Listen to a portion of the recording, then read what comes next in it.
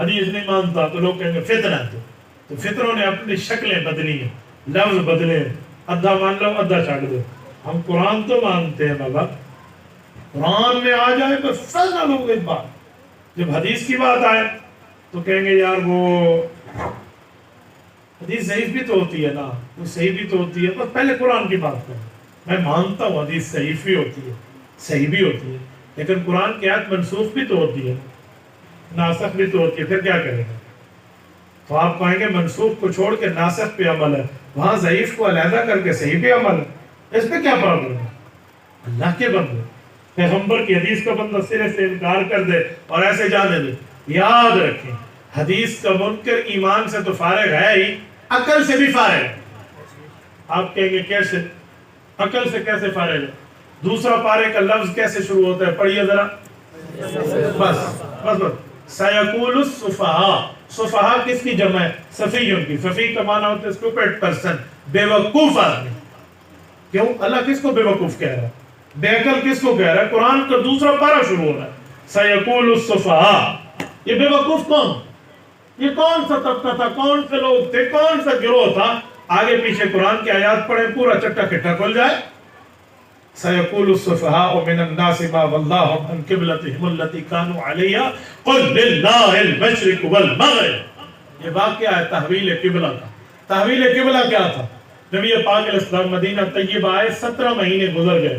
حضور پاک علیہ السلام اس طرح منہ فرماتے تھے جس طرح میری کمر ہے، جسے ہم شمال کہتے ہیں. اس طرح منہ کر کے ساری نمازیں ادا ہو گئی.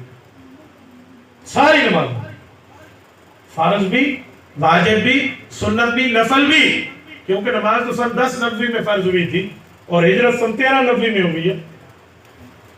تو یہ نمازیں آپ علیہ السلام اس طرح منہ کر کے پڑھ رہے ہیں، صحابہ پڑھ رہے ہیں، با جماعت نمازیں بھی، اکیلی نمازیں بھی ساری پڑھی جا رہی ہیں. کس طرف؟ شمال کی طرف. لیکن نبی پاک کے دل میں آتا اللہ ایک کرم اور فرما دے. کیا؟ کہ میرا قبلہ بیت المقدس کے بجائے بیت اللہ ہو گیا. یہ حضور کی چاہت ہے. رب نے اوپر سے تسلی دی، فرمایا قد نرى تقلب وجهك في السماء فلنولينك قبلة ترضاها. محبوبم ڈونٹ وری، فکر کی ضرورت نہیں ہے، پریشان نہ ہو جائیں، اس پہ ٹینشن نہیں لیں. ہم آپ کو آپ کا پسندیدہ قبلہ دیں، وقت آئے گا دیں. اتنی بڑی تسلی مل گئی، تسلی ہو. اب وہ وقت کا انتظار ہے کب ہوگا.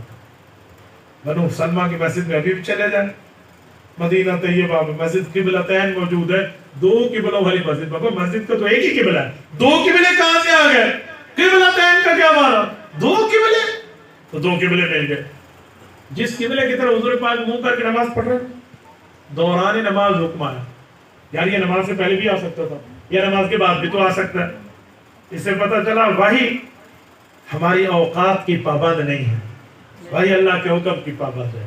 جب چاہے اب وحی بھیج، چاہے نیند میں آئے چاہے جاگنے میں. نیند میں بھی وحی آتی ہے.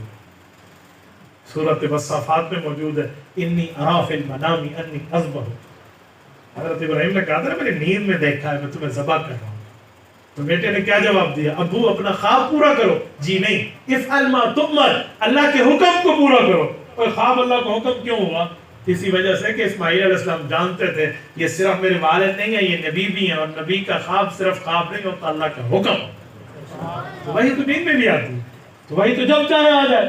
تو 2 رکعت پوری ہو گئی، 2 رکعت دعا کی رہتی ہے. فَوَلِّ وَجْهَكَ شَطْرَ الْمَسْجِدِ الْحَرَامِ. آیت اترا، منہ فرما لیجیے قبلہ بیت المقدس سے ہٹا کے قبلہ بیت اللہ کی طرف. نبی پاک علیہ السلام دوران نماز اٹھ کے اس طرف منہ کیا. رسول اللہ کے صحابہ پہ تو وہی نہیں اتری تھی. نبی کے صحابہ اور اہل جو پیچھے اہل بیت ٹھہرے ان پہ تو وہی نہیں اتری. ان کو تو اس وقت تک نہیں پتا کہ حضور ادھر کیوں جا رہے ہیں، لیکن انہوں نے یہ نہیں دیکھا کیوں جا رہے ہیں، یہ دیکھا سرکار کس طرف جا رہے ہیں. جس طرح منہ مصطفیٰ کا اس طرف منہ جماعت مصطفیٰ. سب بات اب سلام پھرا اور تو بیت اللہ قبلہ بن گیا. ٹھیک ہو گیا. توجہ رکھنا، میں سیقول السفہاء پہ بات لاؤں گا. قبلہ بیت اللہ بن گیا. نبی پاک صلی اللہ علیہ وسلم کے صحابہ کو رب نے فرمایا اب سینہ اعتراضات کے جواب کے لیے تیار کر لو. یا اللہ کیا مطلب؟ فرمایا اب تم سے کچھ لوگ ملیں گے اور وہ کہیں گے کیا ہو گیا تمہیں؟ تمہارا قبلہ ایک جگہ نہیں ٹھہرتا، تمہارا کعبہ بدلتا رہتا ہے کدی ادھر کدی ادھر، ایک ہی ہو گیا، اعتراض کریں گے لوگ. جب اعتراض کرے نا تو انہیں جواب دینا قل للہ المشرق والمغرب، محبوب مصطفیٰ اعلان فرما دے اور مشرق بھی اللہ کا مغرب بھی اللہ کا، جدھر اللہ کہے گا منہ ادھر ہے. لیکن آیت شروع یہاں سے نہیں ہے، آیت ہے سیقول السفہاء سے. سیقول سین قریب زمانے پہ دلالت کر رہی ہے، ان قریب یقول السفہاء بیوقوف لوگ کہیں گے ما ولاہم، کیا معاملہ ہو گیا، ان قبلتہم اللتی، ان کی قبلے کے بارے میں، اللتی کانوا علیہا، پہلے تو اس طرف منہ کرتے تھے اب وہاں سے چینج کیوں کر لیا، ڈائریکشن آف دا قبلہ کیوں چینج ہوا ہے. یہ کہیں گے قل للہ المشرق والمغرب، کہہ دے یار اللہ ہمیں شمال کے بجائے جنوب کہتے تو ہم ادھر منہ کر لیں. تم کون ہو کہنے والے مشرق کا بھی خالق اللہ مغرب کا بھی خالق اللہ. یہ جواب ہے. اب ذرا توجہ رکھو، یہ جو قبلہ بیت المقدس تھا یہ تبدیل ہوا بیت اللہ کی طرف. بیت اللہ تو قرآن میں حکم آ گیا، بیت المقدس کو حکم کس نے دیا تھا؟ بیت المقدس کا منہ کرنے کا پہلا حکم کس نے دیا؟ تو قرآن نے اس کا بھی جواب دیا. فرمایا وَمَا جَعَلْنَا الْقِبْلَةَ الَّتِي كُنْتَ عَلَيْهَا، جس طرح حضور پاک اور حضور کے صحابہ نے پہلے منہ کیا ہوا تھا شمال بیت اللہ مقدس، وَمَا جَعَلْنَا جمع متکلم، وہ ہم نے حکم دیا تھا. اللہ کیا فرماتے ہیں اس کا حکم کس نے دیا تھا؟ مجھے جواب دیجئے تلاگن کے غیوروں، کس نے حکم دیا تھا؟ اللہ نے. اللہ کا حکم ہوتا ہے قرآن میں. کوئی جرت کر کے مجھے پورے قرآن سے دکھا دے کہ بیت اللہ کی طرف منہ، بیت المقدس کی طرف منہ کرو، یہ حکم قرآن میں تو نہیں ہے. رب فرماتے ہیں وما جعلنا، حکم ہم نے دیا. اللہ حکم آپ نے دیا ہوتا تو قرآن میں ہوتا، قرآن میں تو نہیں ہے. الحمد کی الف سے بدناس کی سین تک نہیں ہے، تو وہ حکم کہاں ہے؟ کس جگہ ہے وہ حکم؟ پورے قرآن میں نہیں ہے. اب اس کے دو جواب ہیں. ایک جواب ہے کافرانہ سوچ، ایک ہے مسلمانہ سوچ. کافر کی سوچ یہ ہے کہ قرآن بدل دیا گیا، آیات نکال دی گئی ہے، قرآن میں تحریف کر دی گئی ہے، جیسے مقبول دہلوی نے ترجمے میں لکھا ہے محرف کر دیا گیا ہے. یہ اسلام کی سوچ نہیں ہے. اسلام کی ایک ہی سوچ ہے کہ حکم باقی اللہ نے دیا ہے، لیکن کہاں؟ حضور کی حدیث میں. نہیں سمجھے؟ حکم اللہ نے دیا کس میں؟ حضور کی حدیث میں. تو وَأَنزَلَ اللَّهُ عَلَيْكَ الْكِتَابَ وَالْحِكْمَةَ، قرآن بھی اللہ کا پیغام، حدیث بھی اللہ کا پیغام. اللہ نے یہ حکم حدیث میں دیا تھا، حضور نے ادھر منہ کیا، پھر حکم قرآن میں دیا، پھر ادھر منہ کیا. جنہوں نے قبلہ پہ اعتراض کیا انہوں نے قرآنی حکم کے ساتھ پیغمبر کی حدیث کے حکم پہ اعتراض کیا، تو اللہ نے ان کو بے وقوف کہا. ابھی میں نے کہا حدیث کا منکر بے ایمان تو ہے ہی، بے عقل بھی، بے وقوف بھی ہے، اسٹوپڈ پرسن، دماغ خراب، گالا کملا تے یملا بھی ہے. کیوں؟ اسے اللہ کا قرآن کہہ رہا ہے. تو اسی لیے قرآن کا نام لے کر حدیث کا انکار کریں گے، ایمان سے تو ہاتھ دھوئے گا بندہ، عقل سے بھی ہاتھ دھو دے گا. میرے دوستو، اسی لیے قرآن کریم کے معجزات میں یہ بات داخل ہے کہ وہ وحی خفی ہو یا وحی جلی ہو، وہ اللہ کا کلام ہے. وحی جلی اللہ کا قرآن ہے، وحی خفی رسول اللہ کا فرمان. ہم وہ نہیں ہیں کہ ہم قرآن کا نام لے کر حدیث کا انکار کر دیں یا حدیث کا نام لے کر قرآن کا انکار کر دیں، ایسا معاملہ نہیں. تو میرے ساتھیوں، معجزہ قرآن پر میں ایک حدیث پاک بھی آپ کی خدمت میں پیش کرتا ہوں، توجہ رکھنا. جامع ترمذی جلد اول ابواب فضائل القرآن، حضرت علی حیدر کرار رضی اللہ عنہ کی روایت ہے. سیدنا علی فرماتے ہیں نبی پاک صلی اللہ علیہ وآلہ وسلم موجود تھے. قرآن کریم کے بارے میں نے ایک سوال کیا، کیونکہ حضور پاک نے جملہ فرمایا. حضور کا جملہ کیا تھا؟ فرمایا الا انہا ستکون فتنہ. توجہ رکھنا، توجہ، یہ ایک رکوع کی لمبی حدیث ہے. میں آپ کی خدمت میں انشاءاللہ اس کا بڑا آسان لفظوں میں ترجمہ پیش کرنے لگا. الا انہا ستکون فتنہ، ان قریب فتنے ظاہر ہوں گے. اچھا فتنے آئیں گے؟ جی ہاں. حضرت علی کہتے ہیں فوراً میں نے سوال کیا، قلتو، میں نے عرض کیا، مل مخرج منہا یا رسول اللہ، فتنے کی خبر تو آپ دے رہے ہیں، فتنے سے نکلنے کا طریقہ بھی ارشاد فرما دے، فتنے سے بچنے کی ترتیب بھی فرما دے، ظاہر پتہ چل رہی ہے، ظاہر کا طریقہ بھی فرما دے، تو بچیں گے ہم کیسے؟ مل مخرج منہا یا رسول اللہ. حضور نے فرمایا قال کتاب اللہ، فرمایا قرآن ہے نہیں تمہارے پاس؟ کہا جی ہے۔ کہا اس کے ذریعے فتنہ سے بچو گے۔ کتاب اللہ فیہ نبأ ما قبلکم، پہلوں کے حالات پوچھو گے نا اس میں موجود ہے۔ وخبر ما بعدکم، بعد والوں کے معاملات تم نے جاننے ہو کہ کیا حالت، کیا معاملہ، کیا طریقہ، کیا حیات، کیفیت، اہمیت رہے گی، یہ دیکھ رہا ہوں تو اس میں موجود ہے۔ وحکم ما بینکم، تم مرد ہو یا عورت، تم شہری ہو یا دیہاتی، تم پڑھے لکھے ہو یا ان پڑھ، تم بچے ہو یا بڑے، تم چھوٹے ہو یا کوئی بھی ہو، وحکم ما بینکم، تمہارے کسی لیول پر کوئی معاملہ ہو، کوئی جھگڑا ہو، کوئی تنازع ہو، اس کا فیصلہ اس قرآن میں موجود ہے۔ وحکم ما بینکم هو الفصل لیس بالہزل، the decision of the God، یہ اللہ تعالیٰ کا فیصلہ لیس بالہزل، جس میں کسی قسم کے ڈر بگانے کی کوئی معاملہ نہیں، کوئی ہچکچاہٹ، بالکل صراط مستقیم کی طرف، 2 اور 2 4 کی طرف واضح معاملہ، لیس بالہزل، کوئی آپ اس میں ہچکچاہٹ نہیں دیکھیں گے۔ من ترکہ من جبار قسمہ اللہ، نبی پاک نے فرمایا جو قرآن کریم سے تکبر کرتے ہوئے قرآن کے مقابلے میں آئے گا، یعنی اپنی مرضی کی من مانی تشریح کرے، اسے نہ حدیث کی فکر نہ شریعت کی فکر، وہ اپنی مرضی تو اپنے منہ تو کم لے کے بیٹھا ہوئے۔ من ترکہ من جبار قسمہ اللہ، فرمایا اس کے تکبر کو اللہ توڑ کے دکھائے گا۔ وَمَنِ ابْتَغَى الْهُدَى فِي غَيْرِهِ أَضَلَّهُ اللَّهُ، اور اگر کوئی شخص اس قرآن کو چھوڑ کے کسی اور جگہ سے ہدایت تلاش کرنے جائے گا، یا تو قرآن کی تحت ہدایت تلاش کرو نا قرآنی اصول کے مطابق، اس سے ہٹ کے کسی اور کے معاملات کی ہدایت میں جاؤ گے، اضلہ اللہ، تم شریعت کی نظر میں گمراہ ہو جاؤ گے۔ وَهُوَ حَبْلُ اللَّهِ الْمَتِينُ، یہ اللہ کی مضبوط رسی ہے۔ وَهُوَ الذِّكْرُ الْحَكِيمُ، یہ اللہ تعالیٰ کی طرف سے پر حکمت یاد ہے تمہارے لیے۔ وَهُوَ الصِّرَاطُ الْمُسْتَقِيمُ، اور یہی قرآن سیدھا راستہ ہے۔ هُوَ الَّذِي لَا تَزِيغُ بِهِ الْأَهْوَاءُ، یا لوگوں کی خواہشات چلیں گی یا اللہ کے قرآن کا حکم چلے گا۔ لَا تَزِيغُ بِهِ الْأَهْوَاءُ وَلَا تَلْتَبِسُ بِهِ الْأَلْسِنَةُ، اور زبان پڑھتے پڑھتے پڑھتے زندگی گزار لے گی، کبھی قرآن پڑھنے سے تھکنے کا نام نہیں ہوگا۔ وَلَا تَلْتَبِسُ بِهِ الْأَلْسِنَةُ وَلَا يَشْبَعُ مِنْهُ الْعُلَمَاءُ، علماء اس کے مظاہر، معلومات، نکتے، تفسیر، تشریح، وضاحت، ایکسپلینیشن، مسائل کو فضائل دلائل کی شکل میں امت کے سامنے بیان کرتے رہیں گے، کبھی سیر نہیں ہو۔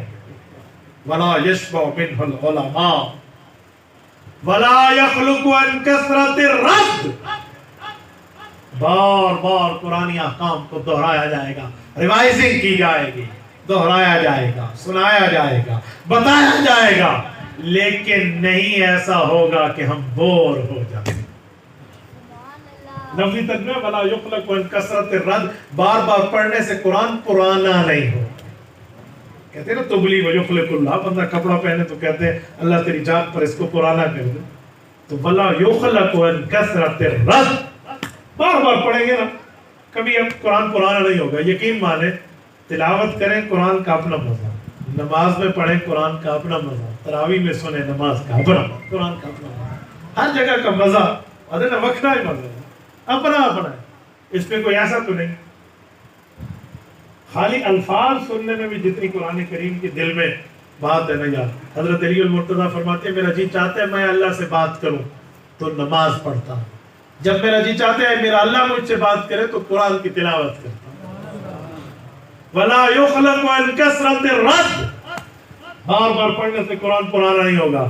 وَلَا يَنْقَضِي عَجَائِبُ، فرمایا قرآن کے عجیب نکتوں کی تشریح کبھی ختم نہیں ہوگی۔ هُوَ الَّذِي، پھر حضور نے فرمایا لوگو یہ وہ کلام ہے، اِذْ سَمِعَتْهُ الْجِنُّ حَتَّى قَالُوا، اوے انسان تو انسان، جنات بھی اس کلام کو سنتے اور ایمان رکھتے ہیں۔ اِذْ سَمِعَتْهُ الْجِنُّ حَتَّى قَالُوا، جب جنات کی جماعت نے اس قرآن کو سنا تھا تو کہنے لگے انا سمعنا قرآنا عجبا، ہم نے ایک عجیب کلام سنا ہے، یہدی بہ الی الرشد، وہ تو ہدایت کی طرف رہنمائی کرتا ہے، فآمنا بہ، ہم اس جنات کہہ رہے ہم اس قرآن پر ایمان لا چکے. من قال بہ صدق، جو قرآن کے مطابق بات کرے گا حضور نے فرمایا سچا ہوگا. ومن عمل بہ اجر، جو قرآن کے مطابق عمل کرے گا اللہ اجر دے گا. ومن حکم بہ عدل، جو قرآن کے مطابق فیصلہ کرے گا عادل کہلائے گا. ومن دعا الیہ ہدی الی صراط مستقیم، جو قرآنی دعوت لے کر اٹھے گا اللہ اسے ہدایت کے راستے پہ مضبوط کرے. میرے دوستوں میں نے کہا یہ ایک رکوع کی لمبی حدیث ہے، یہ صرف اس بنیاد پر میں نے آپ کی خدمت میں رکھی کہ یہ ہے عظمت قرآن، یہ ہے معجزات قرآن، یہ ہے مقام قرآن. میرے ساتھیوں، جن بچوں نے قرآن پڑھا، میں آخر میں بطور خلاصہ آپ کی خدمت میں ایک جملہ کہتا ہوں. آج ہم ان کو مبارک دے رہے ہیں، ان کے ماں باپ کو مبارک دے رہے ہیں، ان کے اساتذہ کو دے رہے ہیں، تو ہم اپنی اولادوں کو ایسا کیوں نہیں بناتے کہ لوگ ہمیں مبارک دیں؟ ہم خود ایسے کیوں نہیں بنتے کہ لوگ ہمیں کہیں؟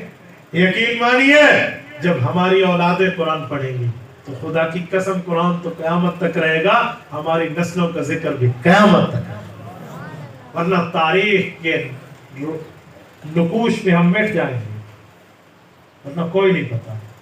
آج علماء تو اپنا سلسلہ بتاتے ہیں، 1400 سال تک بتاتے ہیں میں نے فلاں سے پڑھا، فلاں سے پڑھا، فلاں سے پڑھا. لیکن اگر ایسا نہ ہونا تو کوئی 100 میں سے ایک بندہ ہوگا جس کو اپنے پردادے، لکڑ دادے، سکڑ دادے کا نام یاد ہوگا. 100 میں سے ایک بھی میں نے سخاوت کی ہے، 1000 میں سے ایک ہوگا. ورنہ چھٹے دادے کا نام تو چھوڑو، چوتھے دادے کا نام بھی لوگوں کو نہیں ہوگا. اسے تو پوچھ رہا ہے چوتھے دادے کا نام نہیں ہوتے، نہیں یاد. حضرت آج تاریخ ہے 30 اپریل 2023، ایسے ہی آج سے 100 سال پہلے ادھر کون تھا؟ آپ میں سے کوئی نام لے لیں، یا 100 سال کے بعد کون؟ ہم کیا کہہ سکتے ہیں؟ یہ ہماری معلومات کی بس سے باہر کی باتیں ہیں. لیکن اگر قرآن سے خود کو جوڑ لیا 100 سال کے بعد 1400 سال میں بھی تم زندہ سلامت پہنچو گے. تو اپنی نسلوں کو قرآن کے ساتھ جوڑو، دنیاوی تعلیم کے ساتھ دینی تعلیم دلواؤ، اسکول کے ساتھ مدرسہ پڑھواؤ. یہ نہ کہو مولوی بڑھ گیا تے کھاسی کتو، بابا عزت کا کھانا کھائے گا، عزت کا کھانا کھائے گا. اور یقین مانے عزت کا ایسے کھانا کھائے گا کہ انسان حیران ہو جاتا ہے. ایک شخص نے ہمیں کہا مجھے مولوی بڑھ گیا کتو کھاسی.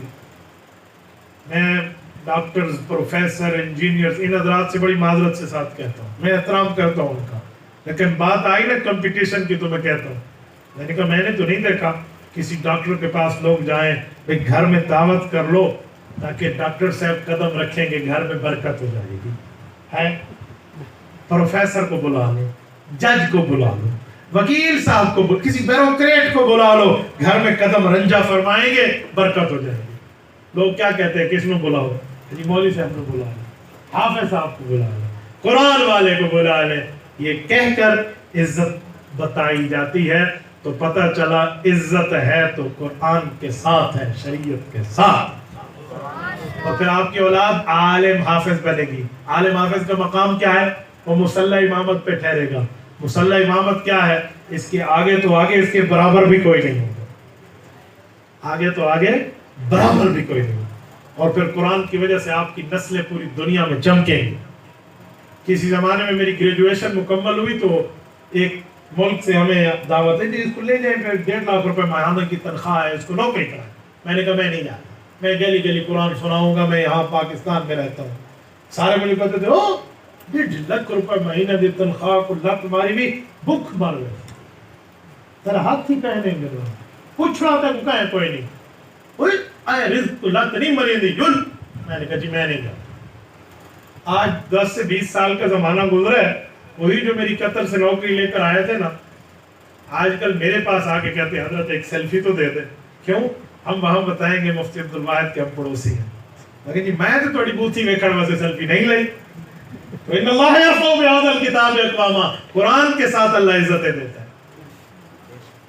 اچھی معاملہ دنیا میں پہچان یہ کوئی ہمارے سارے منہ سے پیپٹ نہیں باندھے جو ہماری وجہ سے اللہ کے قرآن کی وجہ سے. یا آپ نے کرسیاں لگائی علماء کو اسٹیج پر بٹھایا کیوں ہم بڑی ماؤں کے بیٹے ہیں نا بابا ہمارے ساتھ نسبت اللہ کے قرآن کی نبی کے فرمان کی جڑی تو یہ عزت ہے آپ کی اولاد کو بھی ملے پڑھائیں گے نا انشاءاللہ.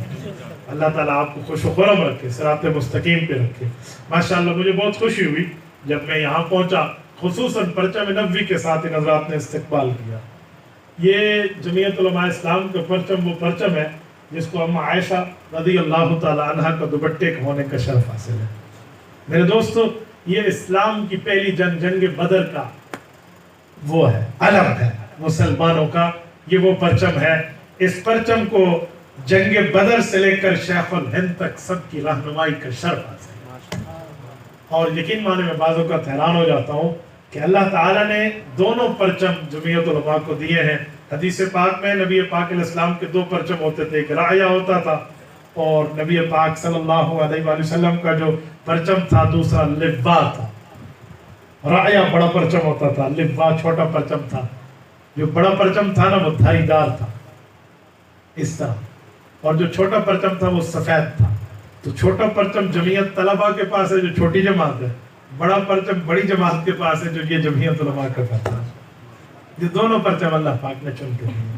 تو میرے دوستو میں سلام پیش کرتا ہوں آپ حضرات کو, خصوصاً صوبہ پنجاب پہ بیٹھ کے آپ جمعیت علماء اسلام کے پرچم کو تھامے ہوئے ہیں. اللہ تعالیٰ آپ کی اس محنت کو قبول فرمائے. رب کریم اس کا اجر کریم اجر جزیل آپ کو عطا فرمائے. جزاکم اللہ تعالی وآخر دعوانا الحمدللہ رب العالمین. مولی صاحب بتائیں مسجد کا امام تنخواہ لے سکتا ہے یا نہیں لے سکتا, اس کے بارے میں فرمائیں. مسجد کا امام امامت کی تنخواہ نہیں لیتا, وہ اپنے وقت خرچ کرنے کی تنخواہ چاہے تو لے سکتا ہے. کہ یہ وقت اگر مزدوری میں لگاتا تو وہاں بھی اس کو کچھ مل سکتا تھا, تو اوقات کے خرچ کرنے پر آپ اس کو دے سکتے ہیں. یہ نہیں کہہ سکتے تو قرآن پڑھایا تو قرآن کی تنخواہ کیا ہے. میں حیران ہوں, قرآن عربی ٹیچر اسلامیات ٹیچر اسکول میں پڑھائے اس کی تنخواہ کو سارے جائز کہتے ہیں. مولوی صاحب بیچارے کو 5-10 ہزار مہینے کا دے دے کہ نہیں دینا چاہیے تھا. یہ کہاں سے خشک صوفیت آ گئی؟ ایسا کچھ بھی نہیں. ایک شخص سے میری بات ہوگا نہیں بھلا تشترو بھی آیا کس عمر کے لیے. میں کہ آپ کا نام خالد ہے کہ جی ہاں. میں نے کہا آپ اسلامیہ ٹیچر رہی ہے جی ہاں. میں نے کہا تم اسکول میں قرآن پڑھاؤ پیسے لو تو ولا تشترو کے خلاف نہیں ہے. اجی مولوی صاحب لیتے خلاف ہے. گزارا تھوڑا گزارا پتہ نہیں کیا دنیا میں آپ نے ترتیب رکھی ہے. اور اللہ کے بندے سب سے بڑا مال خرچ کرنے کا ثواب ہے کہ بندہ اپنے نبی پہ خرچ کرے. اور جب نبی دنیا میں نہ ہو تو نبی کا وارث کون ہے؟ یہی مصلی والا ہے. تو پھر اس پہ خرچ کرنا سب سے افضل ہے.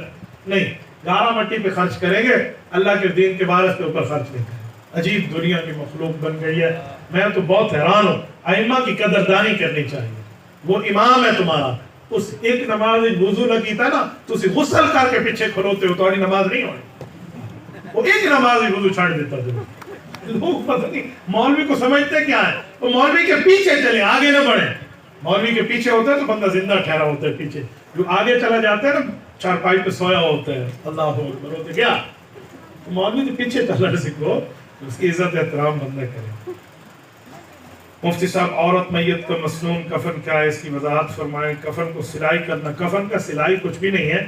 مرد کفن میں 3 کپڑے ہیں اور عورت کی کفن میں جو ہے نا وہ 5 ہیں. اس میں خمار بھی اور سینہ بند بھی ہے, باقی 3 وہی مرد والے ہیں.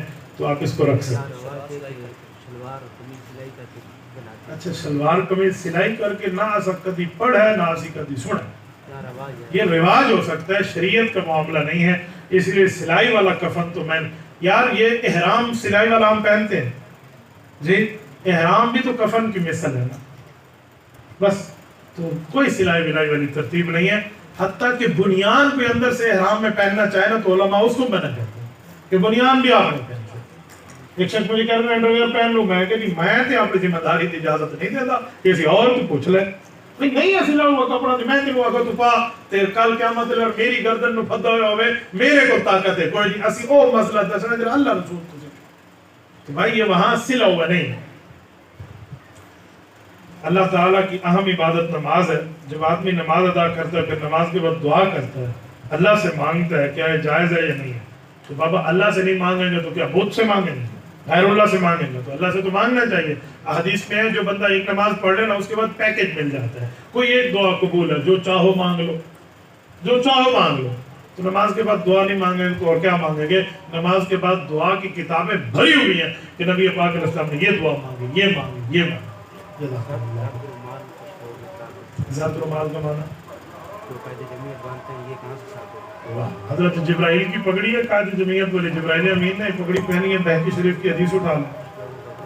بس جو اعتراض ہے تو ان کی مرضی والی پیلی پگڑی سنت جبرائیلی ہے. نبی پاک علیہ السلام کی مدد کے لیے جو فرشتے آئے تھے جبرائیل امین یہی پگڑی پہن کے آئے تھے. بالکل جائز ہے.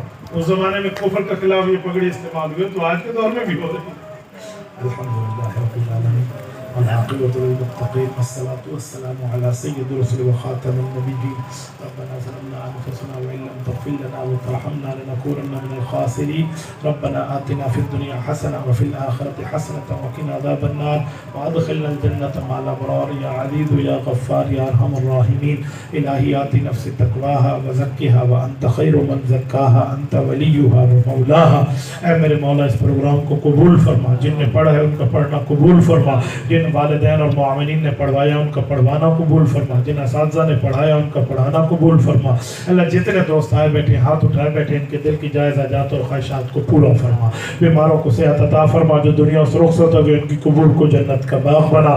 اللہ حاسدین کے حسد سے بچا، ساحرین کی سحر سے بچا، ناظرین کی نظر بد سے بچا، فتین کی فتنہ سے بچا، سازشی کی سازش سے بچا، خفیہ اور علانیہ ہر قسم کی سازش سے محفوظ فرما. صلی اللہ تعالی علی خیر خلقہ محمد وعلی آلہ واصحابہ اجمعین برحمتک یا ارحم الراحمین. السلام علیکم ورحمۃ اللہ وبرکاتہ. سلام میں اسی لیے سلام جزاکم اللہ میں اسی لیے سلام کر رہا ہوں کہ میرا بھی جی چاہتا ہے میں مصافحہ کروں، لیکن وقت بھی نہیں ہے، عصر بھی بالکل قریب ہے، تو وہ سلام پر اکتفا کر لیں، مصافحہ پھر کریں. جزاکم اللہ. السلام علیکم.